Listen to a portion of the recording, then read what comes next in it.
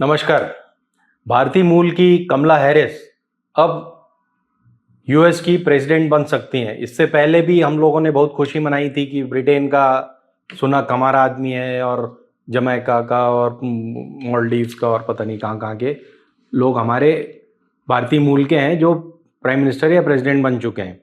लेकिन कमला हैरिस ने आते ही सबसे पहला हमला बोला है माननीय श्री नरेंद्र मोदी पर, और इसकी तरफ अभी किसी का ध्यान नहीं गया है, भक्त मीडिया का भी और कांग्रेस जनों का भी या ऑपोजिशन के इंडिया वाले जितने भी वहाँ पे पार्लियामेंट में बैठे हैं। कैसे उन्होंने हमला किया है? आते ही उन्होंने कहा है कि I know very well these Trump types cheaters who broke the rules for their own gain. So hear me when I say, I know Donald Trump's type. यानी मैं ऐसे ट्रम्प जैसे लोगों को बहुत अच्छी तरह से जानती हूं। और ट्रम्प जैसे लोग कौन है इंडिया में? अब की बार ट्रम्प सरकार, अब की बार ट्रम्प सरकार। तो एक बहुत बड़ा माहौल खड़ा हो गया है। श्री नरेंद्र मोदी को डिसाइड करना पड़ेगा कि वो अब की बार ट्रम्प सरकार चाहते हैं या कमला सरकार चाहते हैं। माय फ्रेंड, इंडिया तो फ्रेंड। अब हम देखते हैं कि ट्रम्प की तरह से, कि हमारे मोदी जी ट्रम्प की तरह कैसे हैं। ट्रम्प की तरह ऐसे हैं, उनके सारे हाव भाव, रंग भंगिमा, उनकी दोस्ती। जैसे ही ट्रम्प पे गोली चली थी, सबसे पहले इन्होंने फोन करके और ट्वीट करके सब कहा था। दोनों घोर कैपिटलिस्ट हैं, यानी बड़े बिजनेस के समर्थक हैं। आप तो यहाँ देख ही रहे हो, अंबानी अडानी होता ही रहता है। वहाँ पे भी ट्रम्प सिर्फ बड़े बिजनेस के सपोर्टर हैं। छोटे बिजनेसेस को ये दोनों लीडर्स ख़त्म करना चाहते हैं। दूसरी बात है, दोनों राइट विंगर्स हैं, यानी दोनों चरमपंथी हैं। ये नहीं करना चाहते, मिडिल ऑफ द रोड नहीं चलना चाहते। दोनों अपने बारे में बात करने में दोनों को बहुत मजा आता है।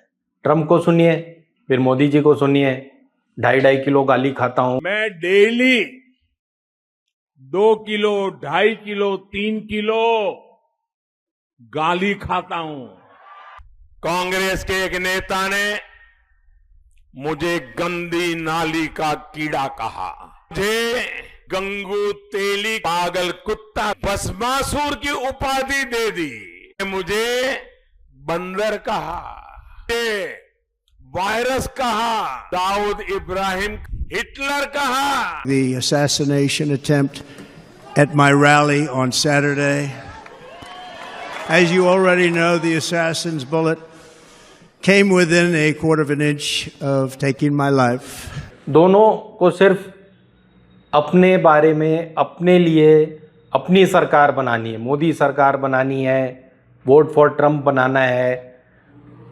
भारतीय सरकार या एनडीए की सरकार की बात आपने नहीं सुनी होगी पूरे इलेक्शन के दौरान। ये तो मजबूरी में आज एनडीए सरकार बोलना पड़ रहा है। पूरी दुनिया भी मानती है कि मोदी की गारंटी मतलब गारंटी पूरा होने की भी गारंटी। मेरी गारंटी में दम होता है, मेरा पूरा ट्रैक रिकॉर्ड यही है। और अब मोदी ने 3 करोड़ बहनों को गारंटी दी है। मेरी गारंटी में दम होता है, मोदी तेरा कमल खिलेगा। There's never been a president like President Trump. Nobody's ever taken more incoming than Donald Trump. Nobody knows politicians better than Donald Trump. Nobody respects women more than Donald Trump. Nobody would be tougher on ISIS than Donald Trump. Nobody has greater respect for intelligence than Donald Trump. Who knows more about the word apprentice than Donald Trump? Who knows Pennsylvania better than Donald Trump? Nobody in the history of this country has ever known so much about infrastructure as Donald Trump. You wouldn't even be hearing about the word immigration if it wasn't for Donald Trump. Trump was able to get him to give something. I don't know what the hell it was, but it doesn't matter. I can be more presidential than any president that's ever held this office. That I can tell you. I would give myself an A+. चौथी बात है, दोनों को भूत के बारे में बात करना, भूतकाल के बारे में बात करना बहुत अच्छा लगता है, भविष्य काल के बारे में बात नहीं करते।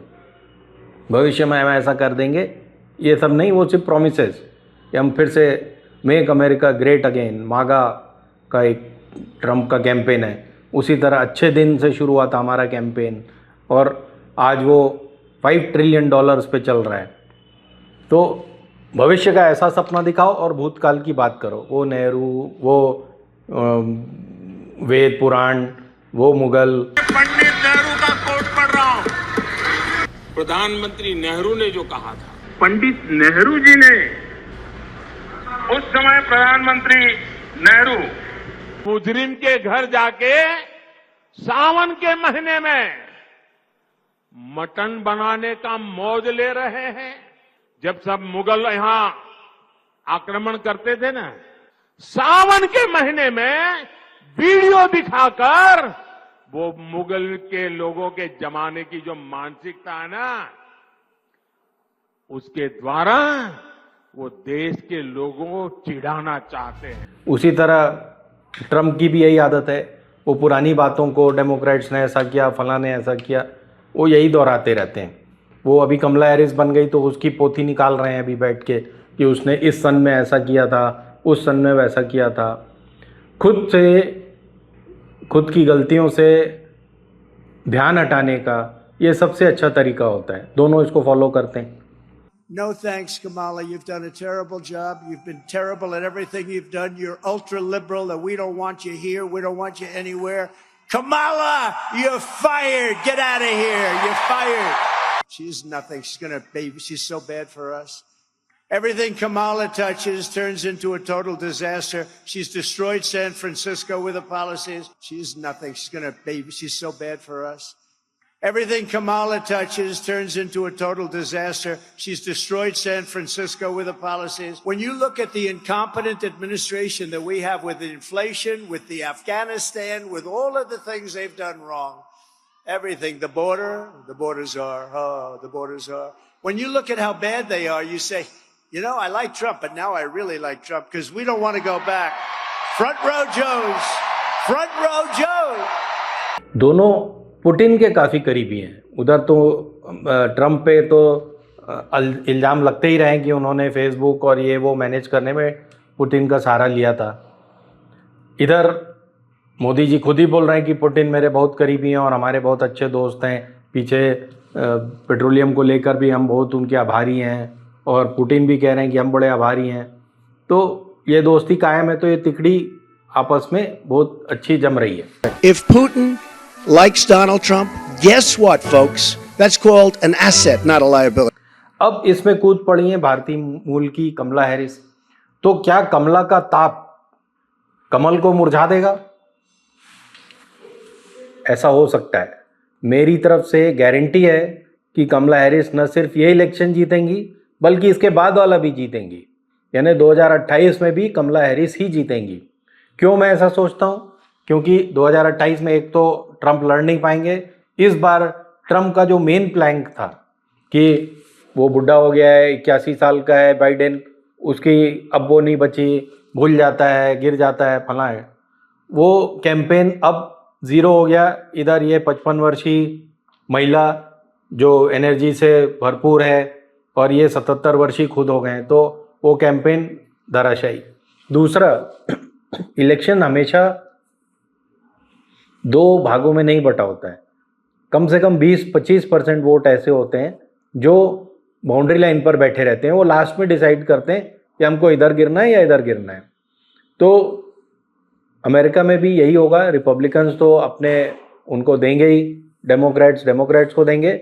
जो बॉर्डर लाइन केसेस हैं वो अब कमला हैरिस के साथ जाएंगे। अब या तो कांग्रेस डिसाइड कर ले कि उसे कमला हैरिस को बैक करना है। हमेशा से डेमोक्रेट जब भी सरकार रही है वहाँ पर तो कांग्रेस को फ़ायदा हुआ है या डेमोक्रेसी मजबूत हुई है भारत में। इस बार ट्रंप सरकार बनी तो यहाँ पे राइट विंग को मौका मिला है। अब आगे देखते हैं कि मोदी जी और इधर गांधी जी ये किस तरह के कदम उठाते हैं। धन्यवाद। हिंदुस्तान जिंदाबाद।